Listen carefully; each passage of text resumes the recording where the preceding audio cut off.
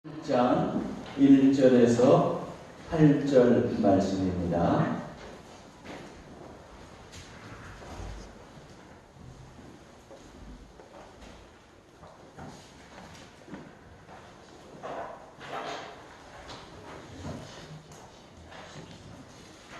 레위기 12장 1절에서 8절 말씀입니다. 12장입니다.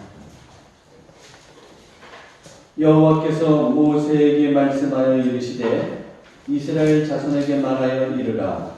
여인이 임신하여 남자를 낳으면 그는 이래 동안 부정하리니 곧 월경할 때와 같이 부정할 것이며 8째 날에는 그 아이의 포피를 벨 것이요 그 여인은 아직도 33일을 지내야 사년이 깨끗하리니 정결하게 되는 기한이 차기 전에는 성물을 만지도 말며 성소에 들어가지도 말 것이며 여자를 낳으면 그는 2일 동안 부정하리니 월경할 때와 같을 것이며 사년이 깨끗하게 되면 66일을 지내야 하리라.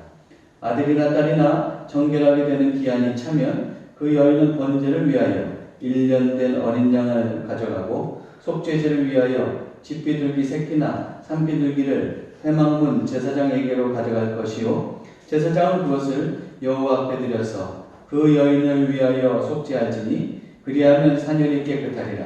이는 아들이나 딸을 생산한 여인에게 대한 규례니라. 그 여인이 어린 양을 바치기에 힘이 미치지 못하면 산비둘기 2마리나 집비둘기 새끼 2마리를 가져다가 하나는 번제물로 하나는 속죄제물로 삼을 것이요 제사장은 그를 위하여 속죄할지니 그가 정결하리라.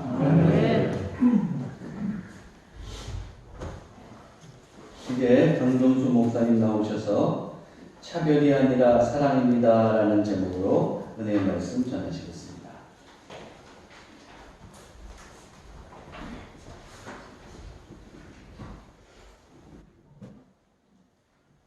한 달 동안 여러분 평안하셨습니까? 네. 짠! 하실 것 같았는데요. 정말로다가 왜 이렇게 시간이 빨리 지나는지 모르겠습니다. 어떨 때는 어떤 자리에 누울 또 자야 돼. 이런 생각이 들 정도입니다. 자, 오늘 레위기 말씀인데, 제가 늘 이제 묵상하는 그 말씀이 매일 성경을 가지고 묵상합니다. 지금 매일 성경에 나오는 본문이 레위기 본문이고, 또 그 본문을 가만히 읽다 보니까, 또 다른 또 주시는 말씀이 있어서 여러분과 함께 나누고자 합니다. 여러분 솔직히 말씀해 보세요. 레위기 재미없죠? 창세기 참 재밌습니다. 출애굽기 흥미진진합니다. 근데 레위기에 와가지고 시험 들죠. 이게 도대체 뭔가 그냥 막 줄줄이 나오는데 도대체 이게 참 알 수가 없습니다. 그래서 제가 군에 가던 시절에 무슨 일을 했냐면 군정병을 했는데 레위기를 한번 읽어보자. 레위기를 뜯어봤어요 한번. 그 문단을 다 나눠가지고 진짜 재미없는데 문단을 다 나눠가지고 하나씩 보기 시작을 했어요. 세상에 저 진짜 재밌게 봤습니다. 그때 이후로다가 또 요즘이 묵상하는 이 시간이 레위기 말씀에 대해서 정말 너무나도 은혜롭고 너무나 재미있는 말씀이기에 여러분과 함께 나누고자 합니다. 자, 근데 우리가 이 레위기의 말씀을 먼저 보고자 한다면은 이 본문의 배경, 본문의 맥락에 대해서 먼저 이해를 해야 됩니다. 자, 레위기라고 하는 것은 언제 쓰여진 책이냐? 한번 이렇게 한번 보시겠어요. 출애굽한 백성들, 이집트에서 탈출했잖아요. 그래서 그들이 홍해를 건너서 어디에 도착을 합니까? 홍해를 건너서 하나님의 산인 시내산에 도착을 합니다. 그렇죠? 그래서 그 시내산에 모여서 이제 하나님과 언약을 맺게 되는데, 그래서 하나님께서 주시는 말씀이 너 정말 내 백성이 될 수 있겠어? 예, 저희가 그렇게 하겠습니다. 그래, 그럼 내가 주는 이 율법을 너 지키며 살 거야? 네, 저희가 그렇게 하겠습니다. 그래가지고 하나님께서 주신 것이 뭐예요? 십계명을 주셨잖아요. 거기도 사연이 많았죠. 그리고 또 뭘 주셨어요? 성막을 주셨어요. 그래서 거기에서 시내산에 모이는 동안 성막을 지었습니다. 성막이라고 하는 것은 사실은 뭐예요? 그것은 하나님께서 백성들과 함께 하시기 위해서 그들 속에 함께 거하시기 위한 그러한 처소가 성막인 것이지요. 십계명을 주셨고 성막을 주셨어요. 그 다음부터 뭘 하셨어요? 그 성막을 중심으로 제의를 행할 수 있는 제사장을 세우셨습니다. 그래서 아론을 세우시고 아론의 아들들을 제사장으로 세웠어요. 근데 그 나답과 아비후가 세상에 아이고 그 다른 불을 들여가지고서는 그만 죽어버리지 않았습니까? 자, 제사장을 세우셨어요. 그리고 모세에게는 율법을 주셨어요. 다시 말해서 어떻게 살아가야 되는지에 대한 규례와 법도를 말씀해 주고 계십니다. 그 내용이 레위기에 나타나 있는 내용이에요. 근데 그 규례와 법도를 말씀하시는데 독특한 표현을 쓰십니다. 그게 뭐냐면 부정하다, 정하다라고 하는 말씀을 써요. 부정하다, 정하다라고 하는 말씀. 그래서 이것을 부정하니 하지 말고 저것을 부정하니 먹지 말고 저것은 또 부정하니 또 만지지도 말고 이런 말씀을 주세요. 근데 사실은 그것은 눈높이 교육이라고 하는 사실. 자, 오늘의 말씀은 하나님의 백성으로서 어떻게 살아가야 하는지에 대한 규례와 법도에 대해서 주시는 말씀 가운데 있는 이야기입니다. 그 다음에 또 하나 살펴볼 내용이 있어요. 이스라엘 백성들의 삶의 환경이 어땠을까? 자, 출애굽했을 때 나온 20대 이상의 남성들만, 레위 지파를 제외한 남성들만 60여만 명으로 계산이 됩니다. 남자들만. 그렇다고 한다면 한 식구가 보통 두세 명 이렇게 따져서 본다고 한다면은 일반적으로 그들의 액면으로 받았을 때에 사람들이 기수하는 총수는 200만 명이 됩니다. 여러분 이 어마어마한 인구가 이동을 하는 거예요 지금. 예, 이 어마어마한 민족이 이동을 하고 있는 거예요. 근데 그들이 이동하는 경로는 어떤 경로예요? 광야길도 가는 거고, 예, 그 척박한 땅을 가야 되는 요즘처럼 여기 나무가 좋은 풍경을 따라서 가는 것이 아니라고 하는 이야기죠. 그와 같은 상황을 한번 생각해 보십시오. 이 거대한 민족이 움직이는 이동이라고 하는 이야기예요. 광야의 길을 걸어야 하는 그와 또 환경과 상황 속에 있었던 사람들이에요. 그렇다고 한다면 여러분 무엇이 중요했을까요? 그들에게 뭐가 중요했을까요? 그렇죠. 그겁니다. 먹는 거.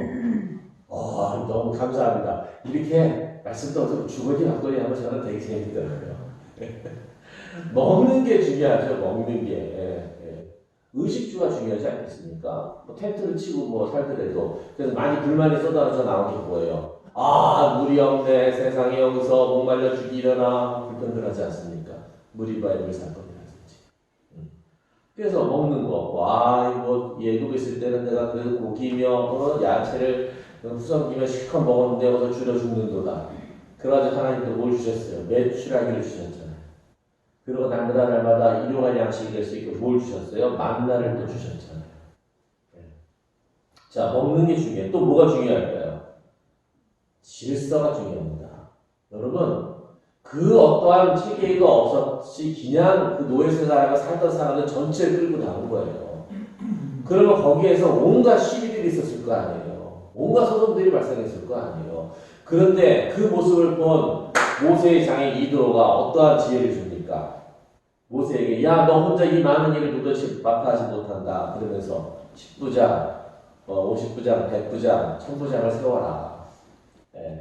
이 말씀을 주시지 않았습니까? 그래서 그들을 세워서 그들이 하는 일은 뭐예요? 재판하는 일이었어요. 민원을 해결하는 일이었다라고 하는 이야기예요. 질서를 세우는 일이 중요했어요. 그래서 질서가 세워졌어요. 또 하나 중요한 거. 여러분 혹시 그 옛날 건물들 있잖아요. 왕궁이라든지 아니면 무슨 터전 같은 데 있잖아요. 집 같은 데 가면은 저는 늘 궁금한 게 있어요. 근데 그게 없어요. 정말 다. 뭐냐면 저 화장실이 어땠을까? 어디 궁궐이나 아니면 또 이렇게 저쪽 남한산성 쪽에도 가니까 해군 같은 데 있잖아요. 근데 우물터는 어디고 화장실은 어땠을까? 이게 되게 궁금하더라고요. 근데 아무리 찾아봐도 그건 없어요. 자, 무슨 얘기냐? 이 많은 사람들이 먹고 사는 걸 어떻게 처리합니까? 굉장히 중요한 요소거든요. 다시 말해서 뭐예요? 위생에 대한 거. 여기에서 전염병 하나 돌아버리면 끝납니다.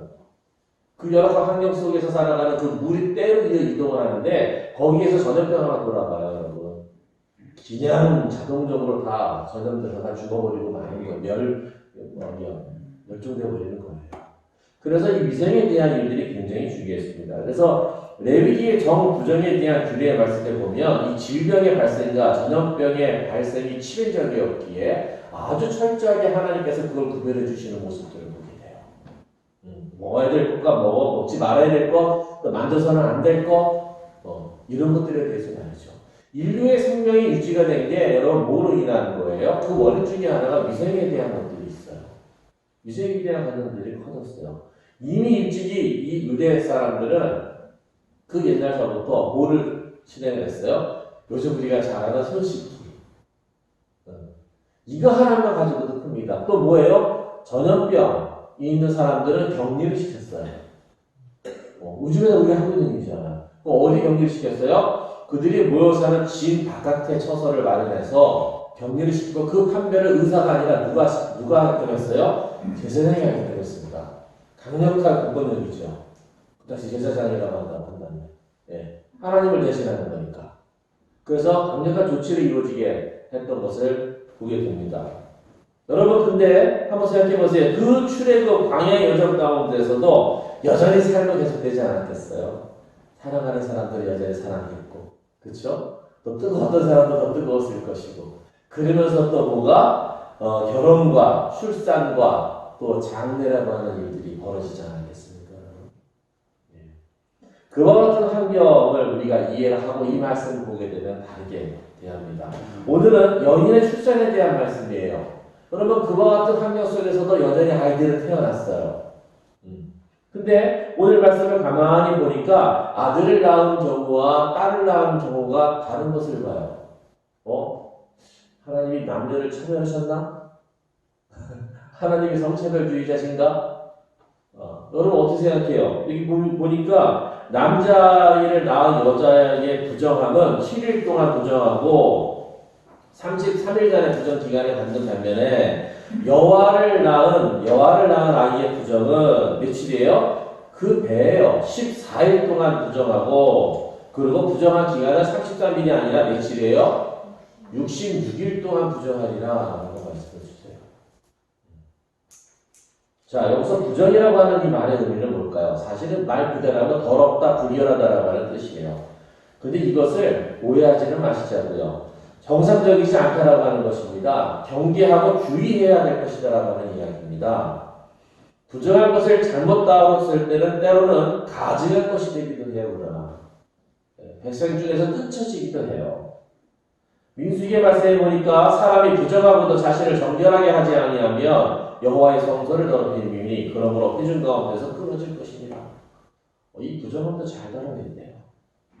산혈, 곧 유출에 대한 부정이 여기 있습니다. 율법은 유출, 다시 말해서 몸에서 흘러나오는 것들에 대해서 엄격한 규정을 제정하고 있는 것을 보게 돼요. 설정에서부터 여인의 월경과 몸에서 흐르는 질병에 이르기까지 말이죠. 일단 흐르는 것, 액체에 대한 경계는 첫 번째 피와 관련해서 피는 생명이 있기에 특별히 하나님께서 경계하셨습니다. 그리고 또 다른 유출의 경우에는 전염에 대한 이유로 인해서 아주 단호하게 경계하고 계신 것들을 보게 됩니다. 근데 여러분 궁금한 게 있어요. 아들과 딸의 경우 왜 부정한 기간이 달랐을까요? 어떻게 생각하십니까? 아들을 낳은 경우와 딸을 낳은 경우 왜 부정한 기간을 달리하셨을까요? 여러분 이거 차별입니까? 그래서 우리는 이거를 잘못하게 되면 뭐가 돼요? 거봐 말씀에도 있잖아. 여자가 남자보다 더 부정한 존재야 라고 얘기한다고 한다면 그건 정당한 해석일까요? 아들을 낳으면 33일, 딸을 낳으면 66일간의 부정한 기간이 2배였음을 보게 됩니다.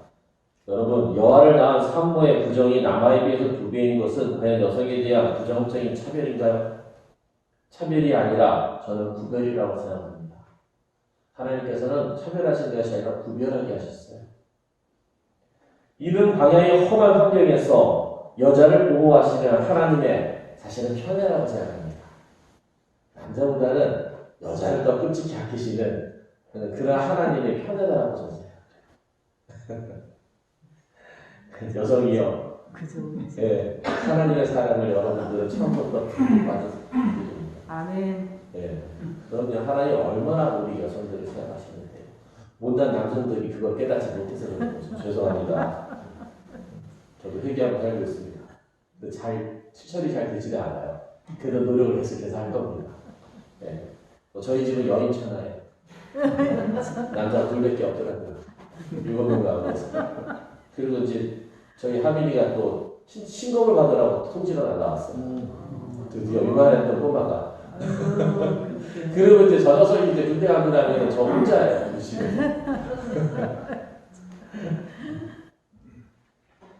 여러분, 만지지도 말고 하지도 말고라고 하는 말 속에 담긴 진실이 무엇일까요?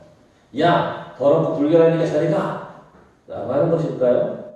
아니면 회복을 위한 충분한 방해가 없는 그런 쉼을 하나님께서 주신 것일까요? 여러분 어떻게 생각하십니까? 예, 저는 그 기간만큼 더 쉬고 회복하고 돌봄을 받도록 하신 것이라고 저는 믿습니다. 그 하나님의 마음이 느껴지더라고요. 출산휴가를 배나눠 준 거예요. 누굴 낳았을 때? 여자 딸을 낳았을 때 출산휴가를 배나눠 준 거예요. 하나님께서. 이거 고결하지 않습니까? 이거 고결하지 않은 거 아닙니까? 이거. 근데 한번 생각해 봤어요. 왜 하나님께서는 이렇게 여아에 대해서 이렇게 배려를 하셨을까? 그것은 아마도 남자와 여자가 갖는 신체적인 생존 특성과도 관계가 있을 것 같아요. 그리고 또 하나 중요한 것이 민족의 번성이 어디에 있어요? 여자에게 있는 거예요. 여자에게 있는 거예요. 이스라엘은 자녀의 교육도 엄마로부터 시작되고 있는 것을 보게 됩니다. 그리고 엄마가 유대인이면 자녀는 아빠와 상관없이 여성이 유대인이면 자녀는 자연히 유대인의 자격이 부여가 됐어요. 근데 아빠가 유대인이라도 엄마가 유대인이 아니면 일정한 시험 단계를 거쳤어야 됩니다. 요즘 유대인은 또 좀 다른 법규를 적용하는 것 같더라고요. 군대에는. 근데 일반적으로 여러분 왜 이랬을까요? 생각해보면 이 후손의 정체성이 어디 누구에게 있어요? 엄마에게 있는 거예요. 여러분 모세가 이집트 공주에게 입양돼가지고 결국 거기서 자라났지만 결국은 누구 손에 든 거예요? 친엄마 손에 들게 된 거잖아요. 친엄마가 유모로 들어가가지고 기가 막힌 진짜 선비지요. 그 교육을 누구한테 받았어요? 엄마한테 받았어요. 여러분 이스라엘이 민족을 이루고 하나님의 백성으로서의 정체성을 갖고 성장하는 일에 있어서 엄마로서의 여성은 존귀한 존재라고 하는 것을 깨닫게 됩니다. 하지 말라는 규정 속에 담겨진 하나님의 은혜와 사랑, 이것은 차별이 아니라 사랑이었음을, 배려였음을 깨닫게 됩니다. 부정하다 규정하여 손을 대지 말라는 말씀은 마치 손끝에 물 한 방울도 묻히지 않게 해주겠어 라고 하는 그 음성으로 저는 들립니다. 여인은 부정하다 규정되었기에 접근하지도 못할 뿐만 아니라 접근이 허용되지도 않았습니다. 부정을 씻기 위한 정결 규정을 준수하는 기간 동안 여러분 어떠했을까요? 행동에 제한이 따르기 때문에 불편했을까요? 아니면 방해 없이 쉴 수 있고 회복할 수 있는 시간을 가졌을까요? 여러분 어떻게 생각하십니까? 부정하다는 것은 산모와 신생아를 보호하는 역할을 하고 있음을 보게 됩니다. 우리 조상들도 그랬죠. 뭘 쳤어요? 그렇죠. 금줄을 쳤잖아요. 네. 금줄에 뭘 달았어요? 새끼줄에다가 기본적으로 들어가는 게 숯이었죠. 네. 그 다음에 또 아들 낳으면 또 고추를 달기도 하고, 이렇게 해가지고 금줄을 쳤어요. 이 금줄을 친 집은 왕래는 안 했어요. 들어가지 않았어요. 존중해줬어요. 여러분, 우리도 이와 같은 역사를 가지고 있지 않습니까? 여러분, 부정한 기간을 마친 산모의 복귀는 속죄제를 드림으로써 이루어지고 있는 것을 보게 됩니다. 그러면 속죄제를 드리도록 하신 까닭은 무엇일까요? 아담과 하와의 타락 이후에 모든 인간은 죄 가운데서 살게 살고 있는 겁니다. 죄 가운데서 태어나고 죄 가운데서 태어나고 죽는 그런 인생이 되었다라고 하는 이야기입니다. 속죄제라고 하는 것을 죄를 면제받기 위한 사면장을 갖는 것이 속죄제의 의미가 아니라 사람은 하나님 앞에 죄인이라고 하는 사실을 깨닫게 해주고 또 죄와 구별된 사람을 살아가야 되는 것이 하나님의 백성이다 라고 하는 것을 알게 해주는 의식이라고 저는 생각합니다. 인간은 죄 가운데서 살고 죄는 우리들 가까이에 존재하고 있다고 하는 사실을 깨닫게 해줍니다. 속죄제는 살 길을 열어주시는 하나님의 은혜입니다. 여러분, 죄를 씻을 수 있는 길이 있어요. 사실 방법이. 죄를 지었을 때 그 죄를 씻을 수 있는 방법이 있다니까요. 그게 뭔지 아십니까? 죄는 뭘로 씻어요? 물로요? 아니요. 소금물이요? 아니요. 뭘로 씻을 수 있어요? 죄는? 성경 말씀에 보면 죄를 씻는 것이 하나가 있는데 그게 피입니다. 피. 다시 말해서 자기의 죄를 씻는다라고 했을 때는 뭐를 흘려야 되는 거예요? 자기의 피를 쏟아야 되는 거예요. 그 얘기는 무엇을 의미합니까? 죄의 대가는 뭐예요? 그러면은 죽음이라고 하는 의미입니다. 근데 그렇게 두지 아니하시고 하나님께서 어떻게 속죄제를 통해서 대속이라고 하는 거, 살길 열어주신 거예요. 하나님의 은혜입니다. 속죄제는 하나님과의 관계를 회복하도록 열어주신 만남의 통로가 그게 여러분 속죄제입니다. 속죄제를 드리며 산모는 이 아기가 죄와는 단절된 구별된 사람으로 복되게 살아가기를 염원했을 거예요. 그래서 속죄제를 드림으로써 이 아이는 비로소 누구와 관계를 맺게 되는 거예요? 하나님과 관계를 맺게 돼요. 속죄제를 받으시는 하나님은 내가 너와 함께 하고 있다고 하는 사실을 분명하게 깨닫도록 해주고 계십니다. 속죄제는 부한 사람이건 가난한 사람이건 모든 사람이 드릴 수 있었어요. 재물이 중요한 것이 아니라 재물을 드리는 사람의 중심이 중요하다고 하는 사실을 깨닫게 해주십니다. 소와 양과 염소를 드리지 못한다고 한다면 좋다. 그러면 뭐라도 비둘기, 집비둘기 드릴 수 있도록 하나님께서 해주셨어요. 여러분, 내가 드릴 수 있고 내가 나눌 수 있는 것으로 드리는 삶이 중요한 것을 여기는 다시 한번 깨닫게 됩니다. 재물에 많고 적음이 중요한 것이 아닙니다. 또 이것을 하나님께 드리는 것뿐만 아니라 다른 사람을 돕는 것도 마찬가지예요. 재물에 많고 적음이 아닙니다. 제가 목회하는 과정 중에서 집도 있어요. 자기 집이 있어요. 근데 그런 고백을 하시는 집사님이 있어요. 목사님, 저 3,000원이 없어서 속해 가기 힘들어요. 왜냐면 그때 어려워가지고 현찰이 돌질 않을까. 쌀은 저기 친정에서 갔다가 먹는데 이게 뭐 장사도 안 되고 남편은 지금 직장 옮기는 이직하는 상태고 하니까는 수중이 없는 거예요. 속해를 가야 되는데 그 당시 한 11년 전이죠. 그 속해 현금으로 드릴 게 없어가지고 저 속해 가기 힘들다라고 말하는 분들도 있었어요. 여러분, 많고 적음이 아닙니다. 우리가 누구와 함께하고 도울 수 있는 것은 내 형편이 닿고 내 주변에서 나를 통해서 함께할 수 있는 사람들이 분명히 존재한다는 그런 사실입니다. 여러분, 그것을 가지고도 우리는 훌륭해질 수 있고 행복해질 수 있다고 저는 생각을 합니다. 하나님께서 재물을 드릴 때도 마치 그렇게 하셨어요.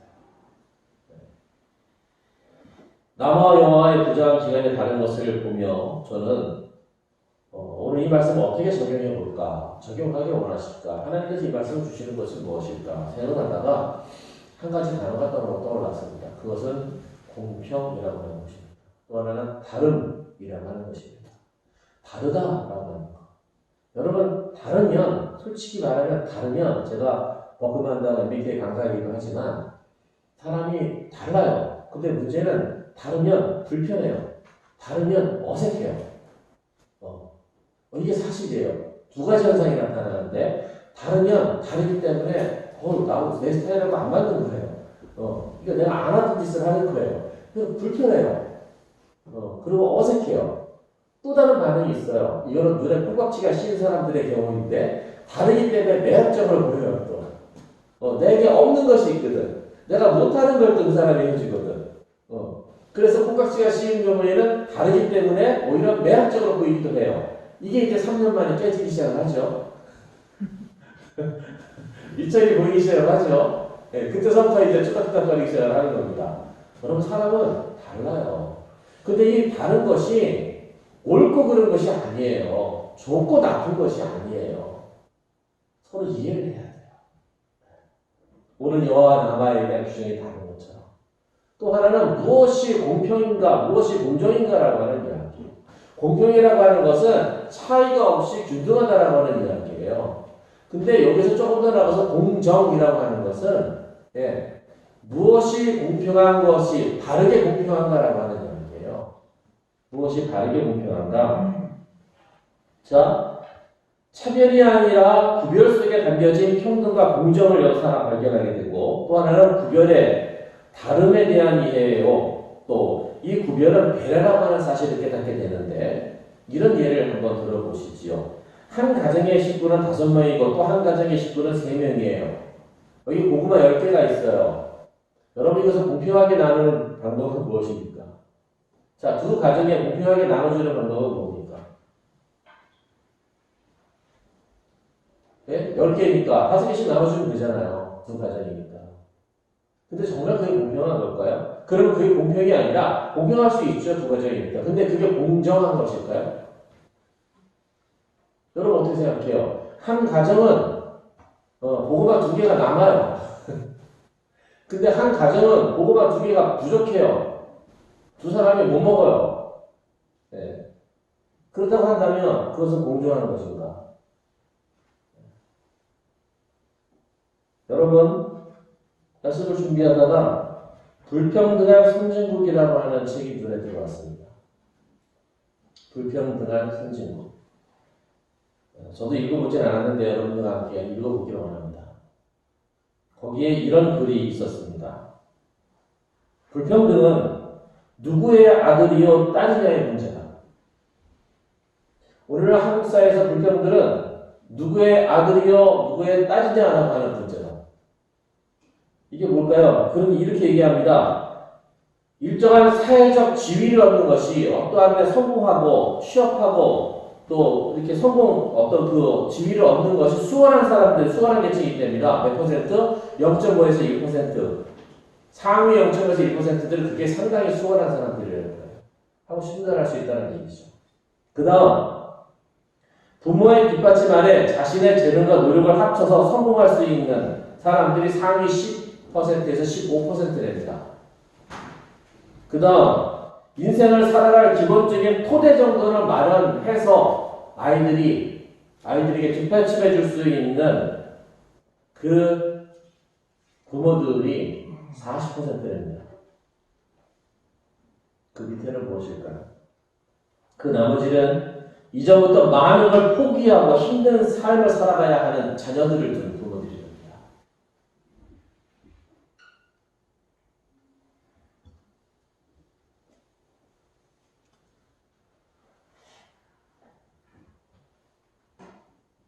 하나님 계시기에 살아가는 거죠. 여러분, 저는 이 다름이 차별이 아니라 이해와 존중 그리고 배려를 이어질 수 있기를 여러분에게 권면드리고 싶습니다. 그래서 내 자녀들이 어떻게 다른가? 저희도 5이 있지만요, 참 재밌는 게 있어요. 저랑 가장 많이 부딪히는 아이는요, 사실은 저를 닮은 아이고요. 또 아내와 가장 부딪히는 아이는 아내를 닮은 아이들, 아내 성격은. 달라요. 어쩜 이렇게 다른지 몰라요. 독특해요. 그 자녀의 다름에 대해서 우리가 인정을 하고 있는가? 또 남녀의 다름에 대해서도 인정을 하고 있는가? 무조건 규정하고 규탄하고 정죄하지 말고 주님의 뜻이 무엇인지, 하나님의 뜻이 무엇인지를 오늘 이 남과 여와의 규례에서 있는 것처럼 분별해서 말이지요. 또 세대도 달라요. 세대가 달라요. 저희 집에는 다 있어요. X, Y, Z 세대가. 제가 오늘 만난 하나님은 차별의 하나님이 아니라 구별을 통하여 공정한 삶을 보장하는 하나님이셨습니다. 나와 여와 출산에 대한 차이는 차별이 아니라 구별을 통한 하나님의 배려이며 사랑이심을 깨닫습니다. 우리가 하나님의 뜻을 받든다는 것, 그리고 하나님을 닮아간다는 것의 의미는 과연 무엇일까요? 저는 이와 같은 차이와 다름을 인정하는 것이요, 공정함을 실현하는 삶을 산다는 건 아닌 거죠, 여러분. 나는 나와 다른 나의 배우자에 대해서 얼마만큼 이해하고 인정하고 있습니까? 이제 그러려니 하지 마시자고요. 저도 그러려고 그래요. 그러려니 이제껏 이렇게 살아왔는데 뭐 그러려니 하지 말고 다시 한번 이해하고 인정할 수 있는 그런 시간들이 되기를 바랍니다. 또 나의 자녀들이 어떤 흥미와 재능을 가지고 있는지 다시 한번 구별해 주게. 부모의 가지고 있는 것을 대신 실현해 주는 대상이 아니라 정말 이 아이가 하나님께서 주신 재능이 무엇이고 어떻게 살아야 행복할지를 대학의 문제가 아니라 사랑은 눈높이입니다. 다 다르더라고요. 아이들에게 너 뭘 원해? 그랬더니 저희들 말씀드린 바 있죠. 저는 뭘 원해요. 다 했어요. 그래서 그거대로 다 사줬어요. 네. 근데 한 아이는 또 그러더라고요. 넌 뭘 원해? 저는 아빠면 돼요. 아빠가 선물이에요. 그래가지고 넌 가격 파괴야. 그래가지고 저는 마트에 가가지고 저는 너 네 원하는 거 집어가 좋아. 딱 그랬는데 제일 싼 거 집어가지고. 근데 그것으로 만족해요. 다 달라요, 아이들이. 동일한 금액의 것을 사줘야 되는 것이 아니라 그들이 원하는 것, 그들이 바라는 것들을 해주면 여러분 그게 사랑이고 그게 공평입니다. 불평등과 불공정한 사회의 민낯에 대해서 우리는 과연 깨닫고 있습니까? 부정을 벗어던지기 위한 이 시대의 노력은 무엇이어야 합니까? 우리 그리스도인들의 역할, 한국 교회의 역할은 무엇입니까? 저는 개인의 죄와 피 안의 천국에 대한 관심에서 이제는 사회적 불의와 불공정, 하나님의 뜻이 실현된 인류 사회에 대한 관심을 가지고 흐림없는 눈으로 어떤 방송의 매체에 휘둘리는 것이 아니라 내가 연구하고 내가 찾아보고 내가 확인해서 흐림없는 눈으로 바라보고 우리들의 가정과 사회를 변화시켜 나갈 수 있는 그와 같은 그리스도인들이요. 그리고 그와 같은 한국 교회가 되기를 기도합니다.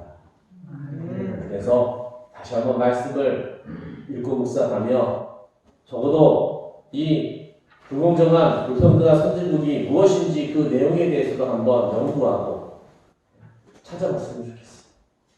그래서 이 시대를 과연 우리가 어떻게 살아가기를 하나님께서 기대하시는지를 분별했으면 좋겠습니다.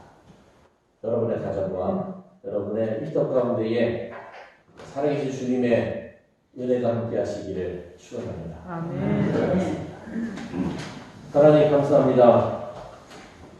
이것은 차별이 아니었습니다. 하나님의 배려요, 하나님의 사랑이었음을 발견하게 됩니다. 그러나 이것을 가지고 인류 역사를 보면 참으로 너는 부정하다, 너는 못났다라고 정죄해왔던 그와 같은 사실들이 있음을 또한 고백을 합니다. 하나님, 우둔한 이 인생들을 용서하여 주시옵소서. 저희들의 가정에 아내와 남편 또 자녀들과의 관계에 새로운 바람이 불기 원합니다. 하나님, 저희들의 사회 속에 참으로 이 부정한 것들, 불공정과 불평등의 이와 같은 악순환의 고리가 끊어져 나가는 그와 같은 역사가 일어나기 원합니다. 그래서 하나님, 대한민국이 정말로 참다운 하나님 백성들로 만들어가는 그와 같은 선진국이 되기를 원합니다. 틀림없는 눈으로 바라볼 수 있도록 저희들을 채찍질하여 주시옵소서. 우리 주 예수 그리스도의 이름으로 간절히 기도하옵나이다. 아멘.